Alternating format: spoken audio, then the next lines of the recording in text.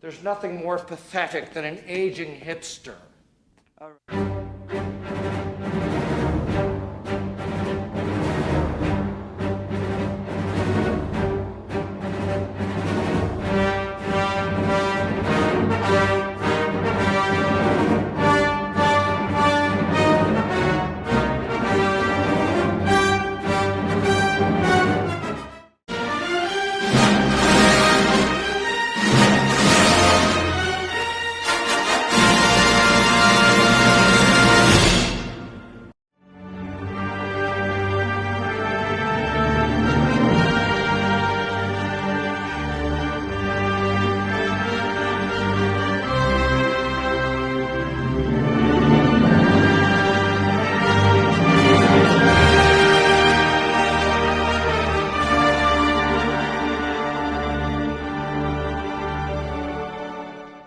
We'll call this the summoning up of everything that we've been talking about. And again, I'm going to bring up feminism and erasing women as we are from not just Star Wars, but from the culture itself. We go right now from trans women invading our spaces, etc., trying to get into our sports, making women feel unsafe in their own areas, to this need for young women especially to be as ugly as they possibly can be. And we gotta wonder, where did this come from? Well, as you all know, culture is upstream from politics. And we all know that the cultural Marxists invaded our education system, they invaded the films, they invaded publishing everywhere. And Andrew Clavin, who is one of the Breitbart cohorts, was having a conversation with Matt Fradd where he talked about the last chapter in his book is about art and about how the beauty of art is gone. And while there is some, modern art, some things that are nice, it's gotten very ugly. And there have been other Catholics that have noticed this. There's a girl who's an artist that has an Instagram channel and an X account called The War on Beauty. Art should be uplifting. This is probably my favorite Michelangelo sculpture. It's called the Pieta. Mary holding Christ on her lap after he died and was taken off the cross. And it should be something that changes you, that makes you think about things in the world, that makes you exult, that makes you feel the tragedy in this piece, but also it's a beautiful piece, right? So we go on and we get to Franz Xavier Winterhalter's painting of the Empress of Austria-Hungary's Elizabeth I, aka Sissy. She was Austria-Hungary's version of Princess Diana, and she died tragically. She was stabbed to death by a socialist trying to board a boat, I think on Lake Geneva. And she was considered the most beautiful woman in the world, and Winterhalter here captures her in all of her feminine glory, right? From beautiful face or skin to the star diamonds in her hair. And we go from that to feminism. This is Gloria Steinem. She have abortions. She have the former Playboy bunny. She worked at the Playboy Club in New York City. She is very outspoken, angry feminist leader. And it seems to me that women like her, who came after the women who got us the right to vote, etc., created it not only in the cultural conversation, but in universities and in film, this culture of ugliness in feminism. erasing women. The idea that you can look at a morbidly obese girl like this and you're not allowed to tell her you're going to get sick, you're going to die young, you got to lose weight.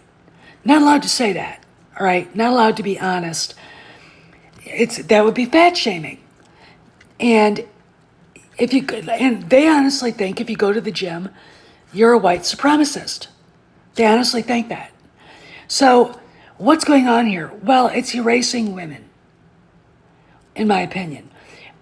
This ugliness has come from the film industry, from colleges, from novels, from TV, etc., into these people's lives, right? These people's lives. And it's sad. When you see a 15-year-old girl who weighs 300 pounds, it's sad. The fact that her parents don't pay any attention to it and don't try to help her is sad. This is not attractive. These are not beach bodies. They're fat.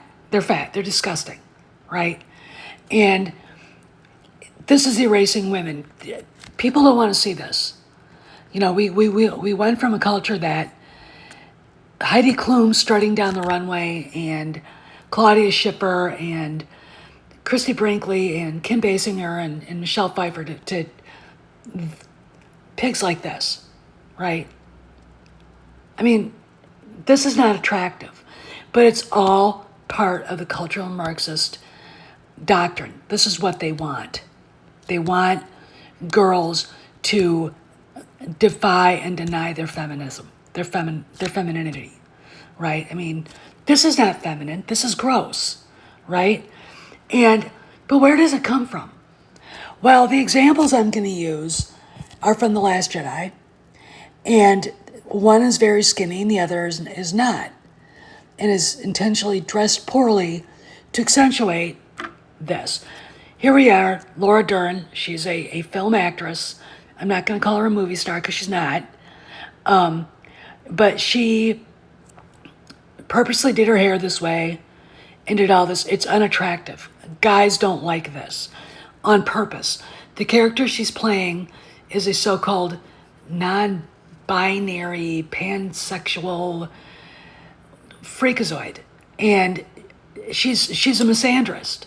She's basically a misandrist avatar, right? And she doesn't behave like a flag officer for any. I mean, I've known female admirals, and that's not her.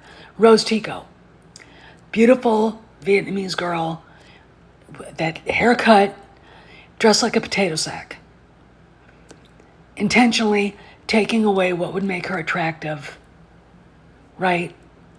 Because Ryan Johnson did not want women to look like women. I mean, 80 years ago, he would have been run out of Hollywood for the stuff he's been doing. He thinks, right?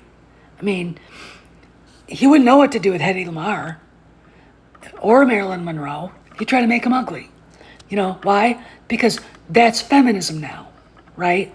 Now we've got Kathleen Kennedy allowing this to happen. A woman, a so-called feminist woman. You know, we're told by Matt Bellany of Puck that she had to be talked into all the woke shit. I know the looks on your faces. Are you kidding me? How hard did they have to talk to her? How long did it last? 5 seconds? I mean, no, she was very, I mean, look, the Acolyte, she let all that garbage happen. I'm very happy. In fact, we all know the story behind it. Disney at the time, Bob Chapek didn't want to do it, and she and Leslie Headland did it anyway, and forced Disney to have to finish it. And what they made was such a misandrist, anti-male, especially anti-white male, pile of crap that I can't. Is so not Star Wars, right? But Leslie Headland's also an anti-Christian bigot. Her play on Broadway is called Cult of Love, which is an anti-Christian statement right there. I mean, you can, from what she has said about her family, okay? Then we got Ryan Johnson with TLJ. Now, I'm going to say this. The Force Awakens was woke trash. Took me a year to admit it. Ryan Johnson, because the door was left open for him to do whatever he wanted, and he ran with it, did exactly that. He did exactly what he wanted. He wanted to destroy Leia's feminism, her beauty, her grace, her charm, everything she earned. But that started with J.J. Abrams and General Leia. They took the princess who commanded troops and turned her into a general, someone a princess would command, right? All because they think her being a general is better than being a princess. These are the people that the culture in Hollywood, which is dying right now, is depending on for the film industry in Hollywood to go on. But let's talk about what they ruined and what was there before and what they tried to erase.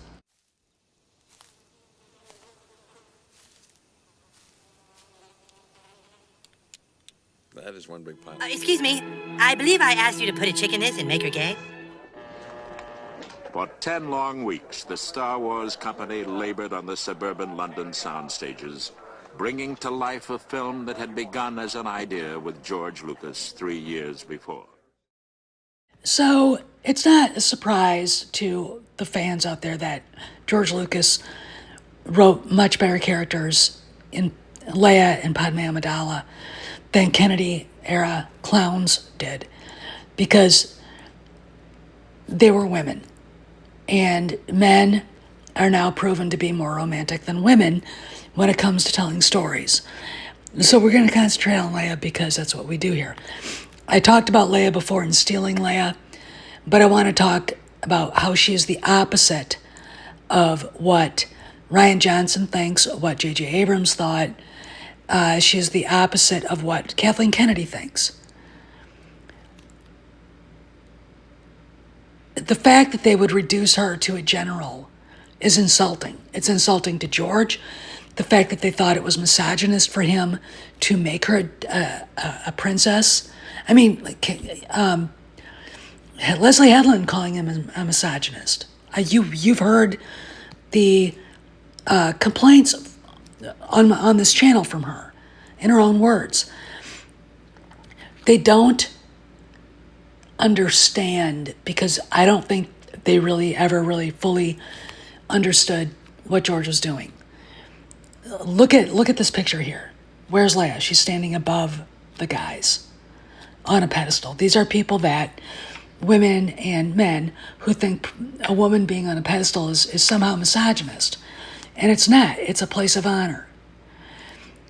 Feminism, from the time of Gloria Steinem, when the pill came out and women realized that they could have sex indiscriminately, started on a long road to dishonor itself. And we went from this to Vice Admiral Gender Studies, right, to Ray the bestest ever. And it's not de-evolution, it's disgusting. And it's erasing, I think, women in every way, shape, or form. They would never have had Leia dressed like this because she looks like a girl. She looks like an attractive girl. That's the thing.